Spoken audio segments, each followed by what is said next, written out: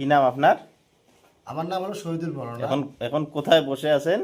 আমি এখন এই বড়াইবাড়ি মাদ্রাসাতে আছি, আচ্ছা, মসজিদের মধ্যে নামাজ পড়লাম। আলহামদুলিল্লাহ। নামাজ পড়ার পরে আলহামদুলিল্লাহ বাচ্চাদেরকে জিজ্ঞাসাবাদ করতেছি জি যে বাচ্চারা মানে কি রকম পড়াশোনা করে, জি তারা কোন কোন ক্লাসে পড়ে।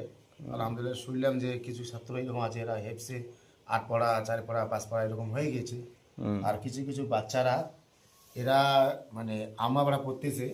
তো আমি এদেরকে 3টে শর্ত দিয়ে গেলাম। কি কি তিনটে শর্ত? 3টা শর্ত হলো এই, প্রথম কথা হলো এই যে যদি কেউ পাক্কা আলিম ও হাফিজে কোরআন হতে চায় তাকে 3টা শর্ত মেনে চলতে হবে। আর এই 3টা শর্ত যে মেনে চলবে সে ব্যক্তি বা সে বাচ্চাটা অতি তাড়াতাড়ির মধ্যে আলিম ও হাফিজ হয়ে যাবে। প্রথম শর্ত হলো এই, তাকে মোবাইলটাকে ত্যাগ করতে হবে। মোবাইল যেন খোঁচাখুচি না করে, মাদ্রাসা হোক বা বাড়িতে হোক, যে জায়গায় হোক না কেন। দ্বিতীয় শর্ত হলো যে মাগরিবের নামাজের পূর্বে আল্লাহ পাক রব্বুল আলমের কাছে এসে দোয়া করতে হবে, অর্থাৎ মসজিদে এসে আল্লাহ পাক রব্বুল আলমের কাছে দোয়া করতে হবে। আর তৃতীয় শর্ত হলো নামাজের পাবন্দি করতে হবে।